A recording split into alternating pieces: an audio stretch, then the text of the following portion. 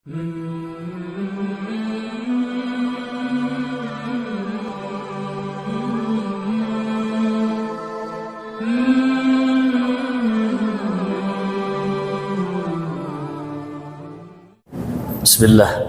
wassalatu wassalamu ala sayyidina Rasulillah.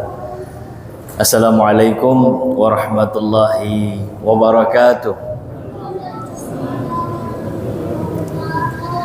Alhamdulillahi ala ni'amillahi tamah. Fanaqulu alhamdulillahi alladzi bi ni'matihi tatimmus salihat. Ashhadu an la ilaha illallah wa ashhadu anna sayyidana Muhammadan abduhu wa rasuluhu la nabiyya ba'dah. Allahumma salli ala sayyidina Muhammadin nabiyil ummi wa ala alihi wa sahbihi wa barik wa sallim. Allahumma la ilma lana illa ma 'allamtana innaka antal alimul hakim. Allahumma inna nas'aluka ilman nafi'ah wa rizqan halalan tayyiban mubarakah wa amalan salihan mutaqabbala birahmatika ya arhamar rahim. Baik, Bapak, Ibu, juga abang kakak sekalian yang dimuliakan Allah Subhanahu wa taala. Mudah-mudahan semua dalam keadaan sihat wal afiah insyaallah. Alhamdulillah, puji syukur kita kehadirat Allah Subhanahu wa taala atas segala nikmat yang Allah berikan dan Allah titipkan kepada kita semua. Salawat dan salam semoga selalu tercurahkan kepada junjungan kita Nabi besar Nabi Muhammad sallallahu alaihi wasallam, juga kepada keluarga Rasulullah sallallahu alaihi wasallam, min azwajihi wa dzurriyyatihi min ali baitihil kiram, juga kepada seluruh sahabat Nabi sallallahu alaihi wasallam dan seluruh umat Rasulullah sallallahu alaihi wasallam yang insyaallah kita semua termasuk di dalamnya, dan berharap kita semua kelak mendapatkan syafaat Rasulullah sallallahu alaihi wasallam. Baik, jemaah thayyibah yang dimuliakan Allah Subhanahu wa taala, hayakumullahu jami'a. Alhamdulillah, hari ini kita dikasih kesempatan oleh Allah Subhanahu wa taala untuk kembali melanjutkan kajian mingguan rutin kita. Kajian rutin mingguan setiap hari Rabu, ya. Ba'da maghrib, kajian fiqh sirah an-nabawiyah yang merujuk kepada kitab utama fiqh sirah an-nabawiyah, ya, karangan Syekh Muhammad Sa'id Ramadan Al-Buti rahimahullah rahmatal abrar, wasa'allahu darihahu wa nafa'na Allahu bi'ulumihi fid darain, amin amin ya rabbal alamin. Kita akan melanjutkan kembali apa yang sebelum terputus, ya, ketika kita berjumpa dengan bulan Ramadan kemarin, ya. Alhamdulillah Ramadan sudah usai, kita di bulan Syawal, ya. Semoga Ramadan kemarin itu menjadi bekal untuk kita semua, menjadi bekal kebaikan yang bisa terus kita istiqomahkan insyaallah, ya. Baik, sini nak, sini. Mau di sini? Enggak, mau lihat saja. Baik, ya. Jemaah yang dimuliakan Allah Subhanahu wa taala, kita melanjutkan kajian fiqh sirah an-nabawiyah. Saya mau nanya nih, karena udah ada yang ingat? Kalau ingat, hadiahnya umroh. Ada yang ingat gak? Nah, ya.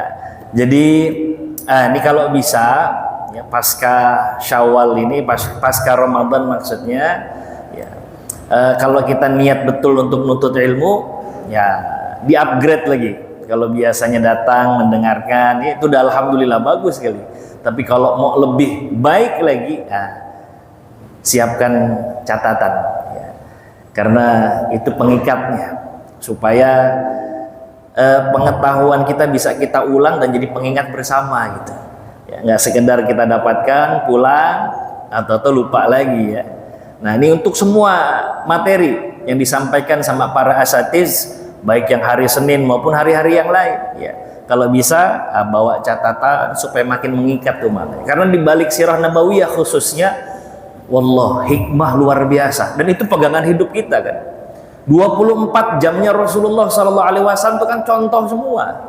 Kita mencontoh kepada siapa? Tentu saja kepada Rasulullah Sallallahu Alaihi Wasallam. Implementasinya dari mana? Ya dari Rasulullah Sallallahu Alaihi Wasallam. Walaupun zaman berbeda, tapi at-tarikh yu'idu nafsah.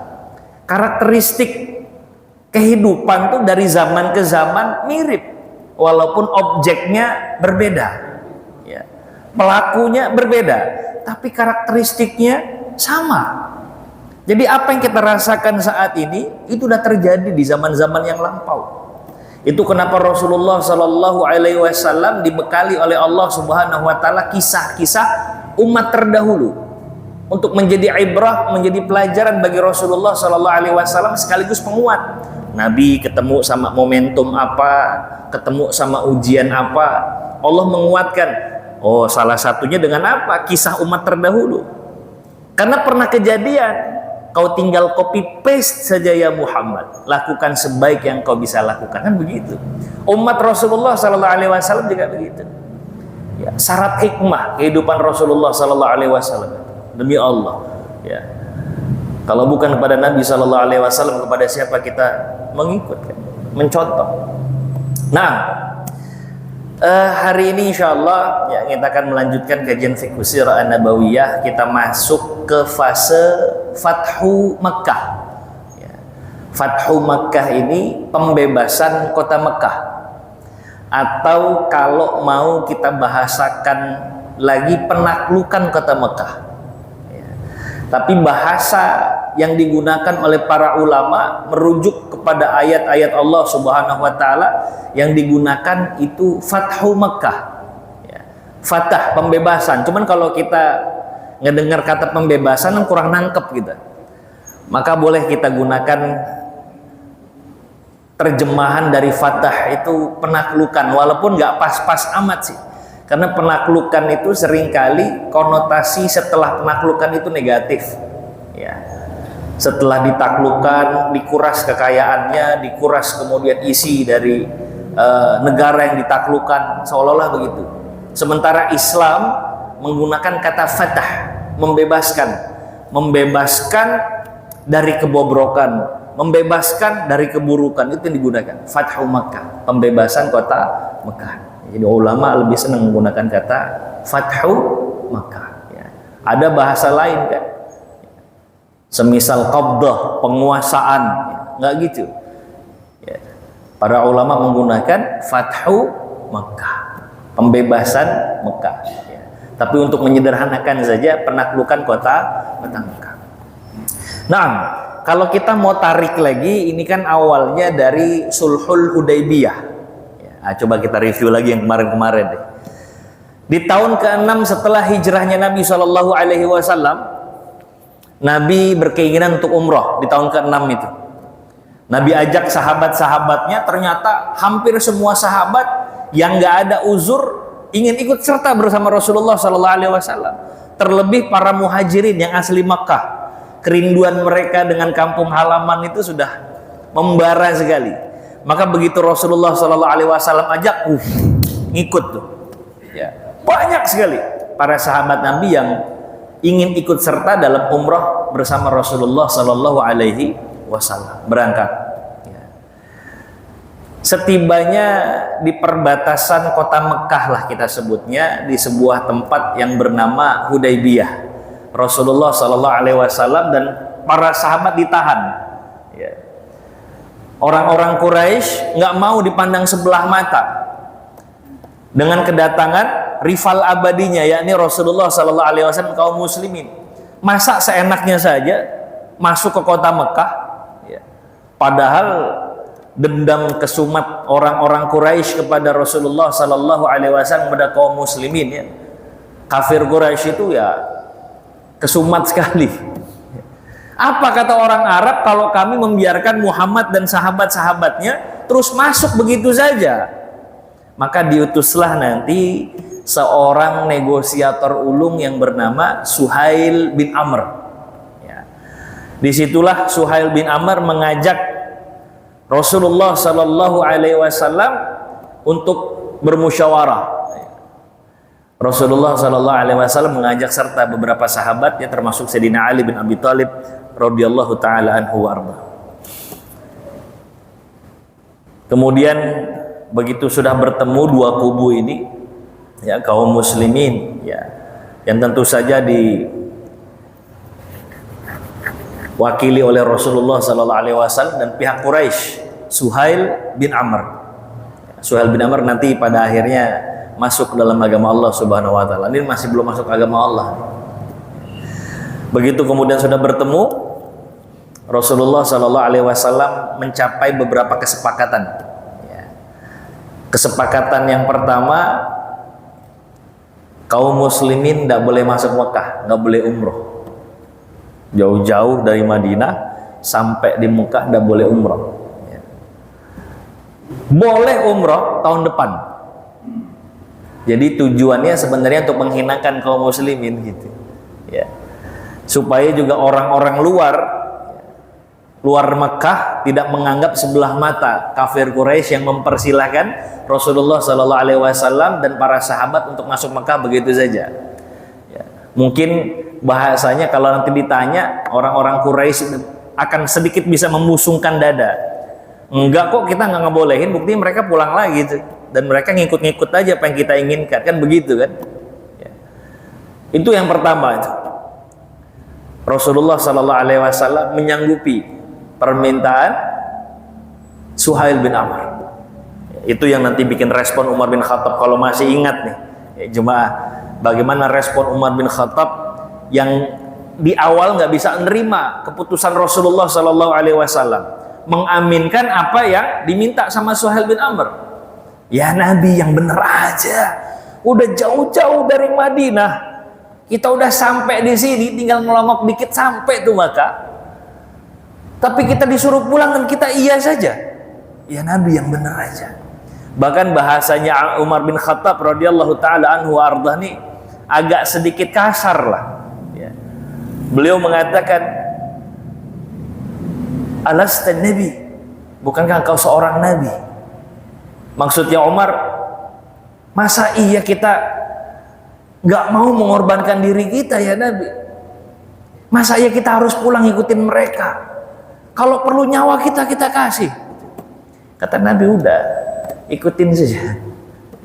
Nanti Umar datang kepada Abu Bakar As-Siddiq radhiyallahu anhu. Abu Bakar, masa iya Nabi itu kok mengiyakan itu permintaan orang-orang Quraisy untuk kita kembali ke Madinah? Cuman Abu Bakar radhiyallahu taala anhu wa arda adalah orang yang paling siddiq, yang paling percaya apapun yang datang dari Rasulullah Sallallahu Alaihi Wasallam. Dengan entengnya Abu Bakar mengatakan, iyalah, kalau udah Nabi yang ngomong, udah ngangguk aja kita ngangguk. Innahun Nabi, karena Rasulullah adalah seorang Nabi. Nah, nanti karena ketidaksetujuan Umar itulah, ya, radhiyallahu taala anhu, yang belakangan Umar nyesel. Ya.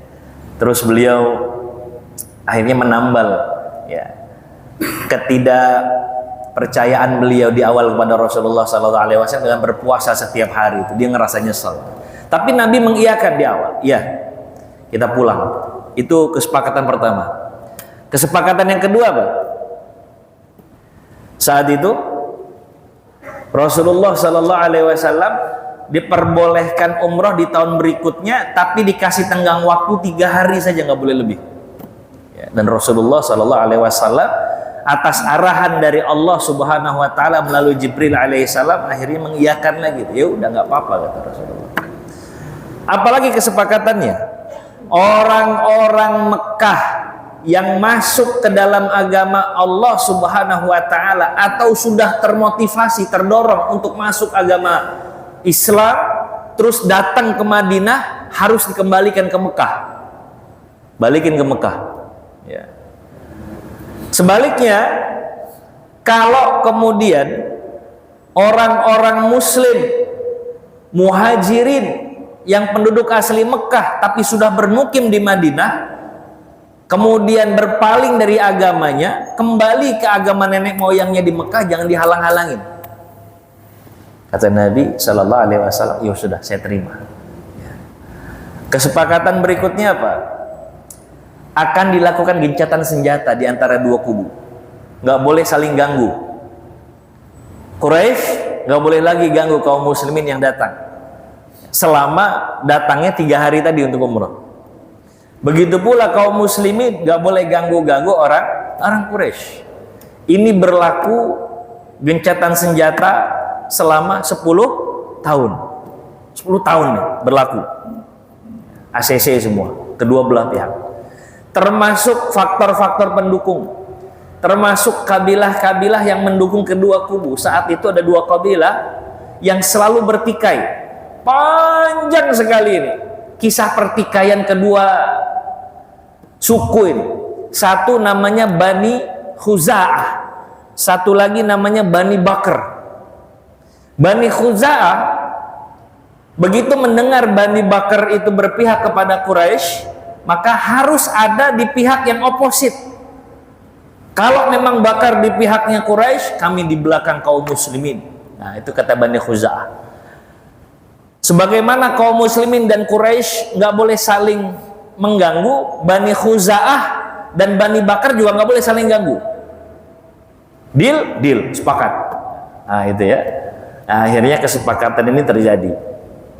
Memang seolah kesepakatan ini merugikan kaum muslimin, tapi jangan lupa ini adalah arahan dari Allah Subhanahu wa ta'ala, yang paling paham bagaimana skenario terbaik yang nanti akan dilalui oleh kaum muslimin yang beriman kepada Allah Subhanahu wa ta'ala. Ya.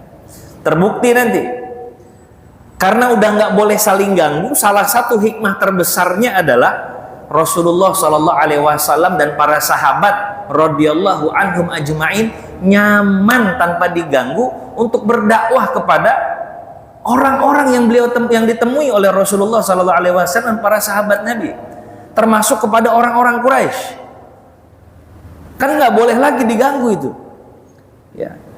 Ini yang nanti memberikan dampak besar. Banyak orang akhirnya memeluk agama Allah Subhanahu wa ta'ala gitu. Ya. Jadi ini ada hikmah yang luar biasa. Seolah-olah merugikan, tapi kan Allah yang buat skenario gitu. Ternyata dibalik sesuatu yang dalam pandangan manusia merugikan, oh banyak sekali hikmahnya. Ini kadang-kadang kita dalam kehidupan juga begitu. Ya. Nggak bisa nangkep hikmah di awal. Padahal ketetapan Allah, wallah pasti baik. Qada'ullah labudda ayyakuna khairan. Ya. Takdir ketetapan Allah itu pasti baik untuk hambanya. Ya. Nah, kembali lagi kepada kisah Rasulullah Sallallahu Alaihi Wasallam. Di tahun ke-7 kan Rasulullah balik lagi kan tadi kan, ya. Dari Mekah balik ke Madinah. Di tahun ke-7 Rasulullah Sallallahu Alaihi Wasallam melaksanakan umrah qada. Ya. Umrah qada. Karena Rasulullah Shallallahu Alaihi Wasallam belum menyempurnakan tadi umrahnya di tahun sebelumnya. Rasulullah sudah berihram, sudah niat, labbaika Allahumma umratan, udah niat nih. Orang kalau sudah niat umrah, Pak, dia harus selesaikan sampai akhir. Kalau dia nggak selesaikan sampai akhir, banyak konsekuensi fikihnya. Pertama, dia itu diminta atau dia diwajibkan untuk menyelesaikan di masa berikutnya. Ya. Yang kedua, kalau memang nggak selesai saat itu, maka dia harus membayar dam karena tidak selesai ibadah umrahnya. Ya. Nabi Shallallahu Alaihi Wasallam mengajak para sahabat yang lain setelah dikasih kesempatan kan sama orang Quraisy boleh datang umrah, tapi di tahun berikutnya itu pada tahun ke-6 Hijriah, berarti tahun ke-7 udah boleh nih. Dengan syarat tadi nggak lebih dari 3 hari. Maka di tahun berikutnya Nabi Shallallahu Alaihi Wasallam para sahabat, ya, radhiyallahu anhum ajma'in, yang tidak berhalangan, yang tidak wafat, yang tahun kemarin ikut di tahun 6 Hijriah, tahun ke-7 semuanya ngikut lagi, ya kecuali yang uzur-uzur tadi, ya, ikut lagi dan lancar. Ya. sampai ke Mekah melaksanakan ibadah umrah. Mereka bisa ketemu sama sanak familinya yang selama bertahun-tahun nggak bisa ketemu. Ya. Sanak familinya juga ditahan, nggak bisa ke Madinah. Tapi saat umrah qadha itulah Rasulullah Sallallahu Alaihi Wasallam dan para sahabat radhiyallahu anhum ajma'in bisa mendatangi kerabat-kerabat mereka. Terus bisa mendakwahkan agama Allah, itu yang penting kan. Udah leluasa karena udah perjanjian, nggak boleh lagi saling ganggu. Akhirnya enak tuh. Dikasih tahu gambaran Islam seperti apa, dikasih tahu bahwa ajaran Rasulullah Sallallahu Alaihi Wasallam adalah ajaran kebaikan, mentauhidkan Allah Subhanahu Wa Taala, mengesahkan Allah Subhanahu Wa Taala. Apa aja hal-hal terkait dengan kebaikan-kebaikan, baik muamalah ma Allah, muamalah ma'ana, semua dijelaskan. Sehingga tadi seperti apa yang Al-Fakir sampaikan sebelumnya, banyak orang termotivasi betul untuk bisa menjadi bagian dari kaum muslimin. La haula wala quwata illa billah. Naam, pada saat Rasulullah Sallallahu Alaihi Wasallam di tahun ke-7 melaksanakan umrah qadha, Rasulullah Sallallahu Alaihi Wasallam juga menikahi ya,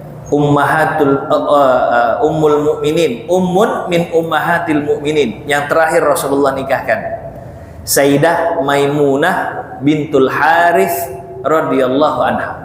Ya. Nah, nanti ada kisah di situ yang nanti ujungnya menjadi salah satu rujukan hukum fikih.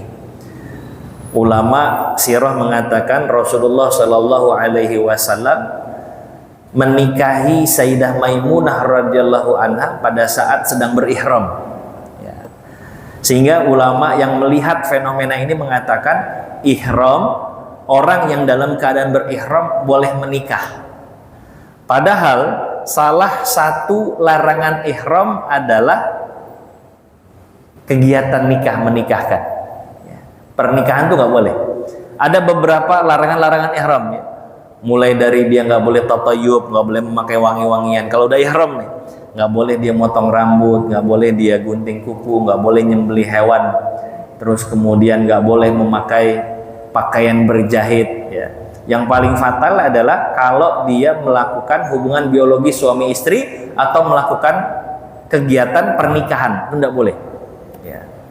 Itu besar tuh konsekuensinya. Ya. Nah, kok Rasulullah pada saat umrah qadha menikahi Sayyidah Maimunah? Nah, nanti ada sedikit pendapat para ulama yang berselisih tentang itu, sehingga mayoritas ulama mengatakan enggak. Rasulullah Shallallahu Alaihi Wasallam saat menikahi Sayyidah Maimunah sudah selesai dari ihramnya, artinya Rasulullah sudah selesai melaksanakan umrohnya. Ya. Maka terutama dalam pandangan muktabar mazhab Syafi'i, ya, bahwa tidak diperbolehkan melakukan pernikahan di saat ihram. Kalau mengambil rujukan kepada Nabi Shallallahu Alaihi Wasallam menikahi Sayyidah Maimunah, maka itu tertolak. Kenapa? Karena Rasulullah sudah menyelesaikan ihramnya. Nah, itu seputar kejadian di tahun ke-7 setelah hijrahnya Nabi Shallallahu Alaihi Wasallam. Tahun ke-6 sudah, tahun ke-7 sudah, tahun ke-8 setelah hijrahnya Nabi Shallallahu Alaihi Wasallam. Bani Bakar sama Bani Khuza'ah, suku Bakar itu adalah bagian ya, dari orang-orang Quraisy, artinya mereka yang mau berada di belakang orang Quraisy. Sementara Khuza'ah, suku Khuza'ah ada di belakang kaum muslimin. Ini punya track record sejarah kelam perselisihan yang berkepanjangan, Pak. Ya. Sehingga Bani Bakar di tahun ke-8 itu meminta bantuan Quraisy untuk menyerang Bani Khuza'ah, padahal udah ada ketentuan dalam perjanjian itu ya, perjanjian Hudaybiyah, nggak boleh saling ganggu sampai 10 tahun ke depan, kan begitu bunyinya tuh. Tapi Bani Bakar nih udah gatel, dia pengen untuk bisa membinasakan seteru utamanya itu Bani Khuza'ah. Dia minta bantuan sama orang-orang Quraisy, bantuan personil dan bantuan alat perang. Akhirnya berhasil menyakiti dan membunuh beberapa orang dari Bani Khuza'ah. Tahun ke-8. Berarti perjanjian baru jalan berapa tahun? 2 tahun. Ya. Udah nggak tahan dia sama perjanjian yang dia buat. Ya. Akhirnya Bani Khuza'ah lapor sama Rasulullah sallallahu alaihi wasallam. Ya Rasulullah, kami nih diserang sama Bani Bakar yang minta bantuan kepada orang-orang kafir Quraisy. Dan kafir Quraisy ternyata mau memberikan bantuan. Maka ini melanggar kesepakatan yang sudah kita buat ya Rasulullah. Kata Rasul, apa iya betul? Betul ya Rasulullah. Maka Rasulullah SAW segera mengumpulkan para sahabatnya untuk bersiap-siap memerangi orang-orang Quraisy. Karena udah melanggar kesepakatan. Saat itu orang-orang Quraisy nyadar kesalahan mereka. Kita ngapain ngebantuin Bakar ini? Repot karena kita yang merusak perjanjian dengan kaum muslimin. Mereka khawatir karena yang break the rules, yang merusak peraturan, merusak kesepakatan adalah dari pihak mereka. Walhasil apa?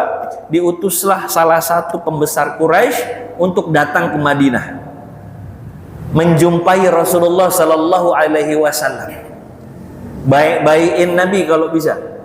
Kalau perlu buat kesepakatan baru, karena kesepakatan sebelumnya otomatis sudah rusak.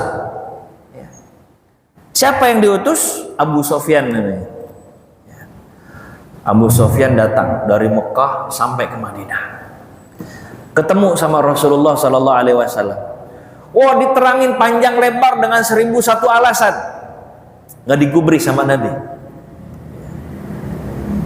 Gak digubris sama Nabi. Ketakutan Abu Sofyan. Abu Sofyan mencari cara kedua untuk bisa melunakkan hati Nabi Shallallahu Alaihi Wasallam. Maka beliau cari Abu Bakar As-Siddiq radhiyallahu anhu, hibbu Rasulillah Shallallahu Alaihi Wasallam, orang yang dicinta sama Rasulullah. Ya mudah-mudahan Abu Bakar bisa ngelunakkan hati Rasulullah Shallallahu Alaihi Wasallam, biar nggak ada perang nih. Udah takut rupanya orang-orang Quraisy. Datang kepada Abu Bakar, diterangkan panjang-panjang. 1001 alasan. Abu Bakar nggak gubris. Abu Bakar sefrekuensi sama Rasulullah SAW. Nggak digubris sama Abu Bakar, ketakutannya makin menjadi-jadi Abu Sufyan. Dia datangi Umar bin Al-Khattab radhiyallahu taala anhu arda. Salah orang rupanya yang diminta Umar. Kata Umar, kalaupun ada kesalahan sebesar debu saja yang kau lakukan kepada kaum muslimin, jangan pernah kau minta kami berdamai, bahkan aku orang yang pertama memerangi dirimu. Putus asa lah Abu Sufyan. Ya. Maka beliau mendatangi Ali bin Abi Thalib radhiyallahu taala anhu arda. Ya Ali, atas nama kekerabatan kita sesama Quraisy, ya, tolong bantu Ali untuk kita memperbaharui kesepakatan yang kemarin rusak itu. Apa kata Ali? Wallah, saya nggak bisa ngomong apa-apa, susah saya nyari solusi. Ya. Tapi keadaan dirimu, keberadaanmu di sini membahayakan kamu. Ya. Segera cari penjamin, karena kalau kelamaan di sini bisa-bisa kau kehilangan nyawamu. Cari penjamin, buru-buru pulang ke Mekah udah. Nggak ada lagi yang bisa saya kasih dari solusi saya. Artinya sama Ali, ya udah kejadian begini, mendingan pulang aja. Tapi sebelum pulang pastikan nyawamu selamat gitu.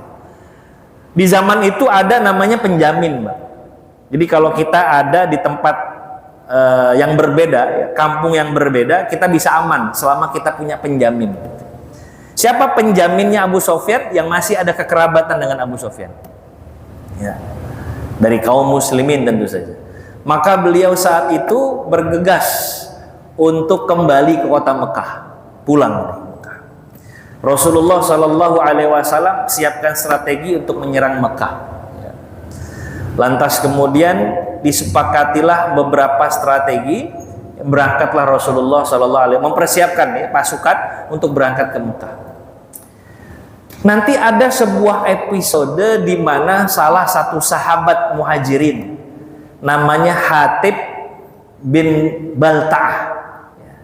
Hatib bin Balta'ah ini sahabat yang baik, Pak. Cuman beliau masih menyisakan kerabat di Mekah. ada istrinya, ada anaknya, dan beliau nggak punya penjamin siapa-siapa di Mekah. Khawatir nanti kaum muslimin nyerang kota Mekah, istri dan anaknya serta kerabatnya menjadi sasaran. Beliau khawatir itu. Maka beliau diam-diam membocorkan rahasia Rasulullah Sallallahu Alaihi Wasallam. Padahal Rasulullah udah wanti-wanti, nggak boleh keluar nih info kalau kita akan nyerang Mekah. Ya. Bahkan Rasulullah punya doa khusus kepada Allah Subhanahu Wa Taala. Ya Allah, jadikan orang-orang Mekah dari kufar Quraisy nggak mengetahui dan nggak mendengar tentang rencana penyerangan sampai nanti tiba-tiba aku datang di hadapan mereka. Itu doanya Rasulullah Sallallahu Alaihi Wasallam. Fima makna. Ya. Nah, singkat cerita, Hatib bin Balta'ah ini utus orang, tolong kasih tahu sama orang-orang Mekah. Ya. Tujuannya apa?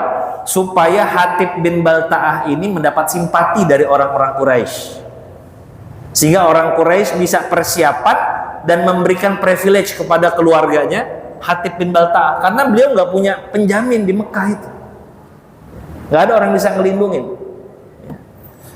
Ternyata apa yang dilakukan oleh Hatib bin Balta'ah ini ketahuan.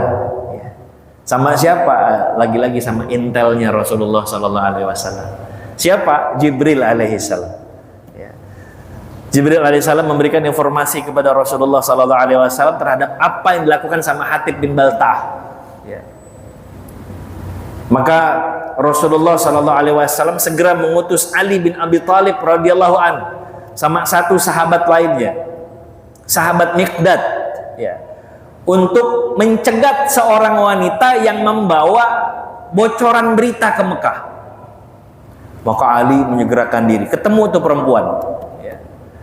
Begitu dicegat, kata Ali, serahin mana surat dari Hatib yang pengen dikasih ke orang-orang Quraisy. Mana suratnya? Cewek ini, wanita ini awalnya mengelak, tapi Ali membentak. Demi Allah, Rasulullah Sallallahu Alaihi Wasallam nggak pernah bohong. Ya. Atau kamu saya ganggu, kata Ali. Dan saya lebih percaya kepada Rasulullah Sallallahu Alaihi Wasallam. Didesak kayak begitu, akhirnya si perempuan ngasih. Iya benar. Ini ada surat dari Hatib bin Balta'ah untuk orang-orang Quraisy. Maka suratnya diambil, dibawa lagi ke Madinah. Sampai di Madinah, Rasulullah Sallallahu Alaihi Wasallam manggil Hatib. Oh, sahabat-sahabat juga geger. Kok bisa-bisanya ada di antara sahabat Nabi yang membocorkan informasi ini? Kok berani betul? Maka Hatib didatangkan ke hadapan Rasulullah Sallallahu Alaihi Wasallam. Ya Hatib, ma baluk? Apa urusan kamu? Kok berani-beraninya kamu untuk menginformasikan orang-orang Quraisy tentang penyerangan ini? Hatib sudah ketakutan, apalagi Omar. Ya Rasulullah, izinkan saya nebas batang leher nih Hatib, karena yang dia lakukan seperti apa yang orang-orang munafik lakukan. Ya. Tapi nanti Rasulullah Sallallahu Alaihi Wasallam mengatakan, hadi nafsak ya Omar, tenang dulu, dengarkan apa yang dikatakan oleh Hatib. Ini ya Pak, pelajaran buat kita. Harus kita bisa kontrol emosi di tengah marahnya kita. Jangan sampai kita serampangan mengikuti emosi yang gak terkendali. Karena orang kalau emosi itu kehilangan kontrol sudah. Rasulullah Sallallahu Alaihi Wasallam mengontrol dirinya. Lantas kemudian, tenang ya Omar, dengarkan apa yang dikatakan oleh Hatib dulu. Konfirmasi dulu. Maka Hatib mengatakan, demi Allah ya Rasulullah, saya ini bukan orang yang keluar dari agama Allah. Diceritakan alasannya.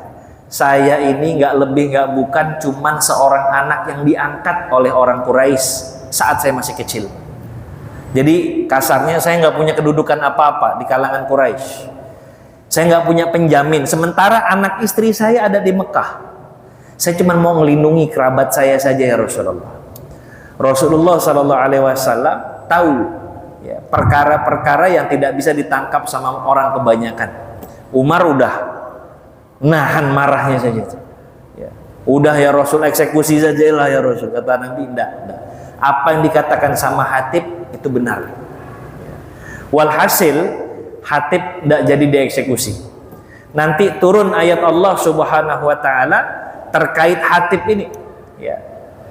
Ya ayyuhalladzina amanu, ya, wahai orang-orang yang beriman, ya.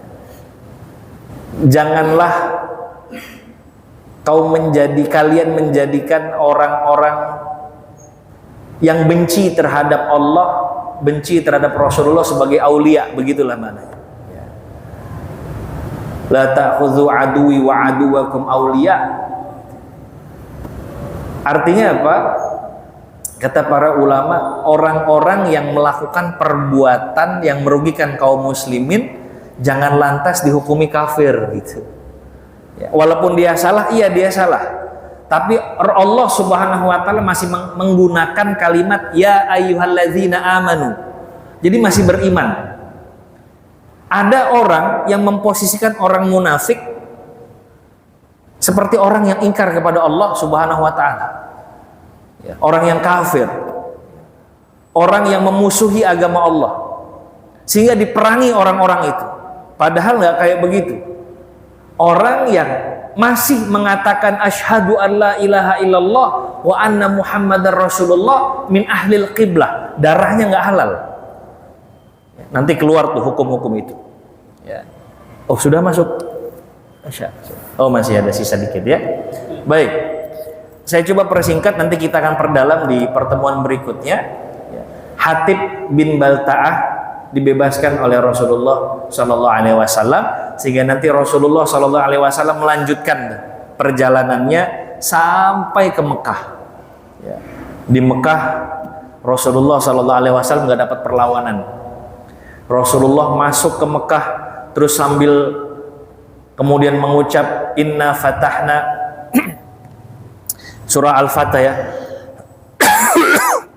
Rasulullah masuk inna fatahna laka fatham mubina. Setelah itu Rasulullah hancurkan berhala-berhala ya. Setelah itu orang-orang berkumpul di masjid. Mereka menunggu keputusan Rasulullah Sallallahu Alaihi Wasallam ya. Mereka takut dibai-baiin Rasulullah. Tapi kata Rasulullah Sallallahu Alaihi Wasallam, izhabu wa antum tulaqa. Udah, nggak apa-apa. Kalian bebas kalau mau pergi-pergi. Saya hanya ingin mengatakan apa yang dulu Nabiullah Yusuf katakan kepada saudara-saudaranya. La tasriba alaikumul yawm. Sudah, kalian silakan bebas. Mudah-mudahan Allah mengampuni kalian. Nah, poinnya apa? Di penghujung ini saya ingin sampaikan, Rasulullah mengutip apa yang Nabiullah Yusuf dulu katakan kepada saudara-saudaranya. Persis. Karena sejarah ini berulang. Nabiullah Yusuf dikhianati sama saudara-saudaranya. Rasulullah Sallallahu Alaihi Wasallam pun demikian. Dikhianati oleh kaumnya, dikhianati oleh keluarganya. Jadi sekali lagi, at-tarikh yu'idu nafsah. Sejarah bisa berulang walaupun pelakunya berbeda, tapi karakteristiknya sama. Disinilah nanti kita penting untuk melihat hikmah-hikmah di balik kehidupan Rasulullah Sallallahu Alaihi Wasallam untuk kita jadikan sebagai salah satu sandaran dalam menuntun diri kita menjalani kehidupan ini. Cuma yang dimuliakan Allah Subhanahu wa taala, tentu akan panjang nanti pembahasan Fathu Makkah, kita akan urai sedikit demi sedikit. Mudah-mudahan ini sebagai pembuka ya, dan mudah-mudahan kita bisa dikasih kesempatan lagi oleh Allah Subhanahu wa taala mendalami kehidupan Rasulullah sallallahu alaihi wasallam untuk kita memetik hikmah demi hikmah di dalamnya. Itu saja yang dapat Al-Fakir sampaikan pada malam hari ini. Mudah-mudahan bermanfaat. Kita tutup bersama dengan membaca kafaratul majlis. Subhanakallahumma wa bihamdika asyhadu an la ilaha illa anta astaghfiruka wa atubu ilaik. Terima kasih. Wassalamualaikum warahmatullahi wabarakatuh.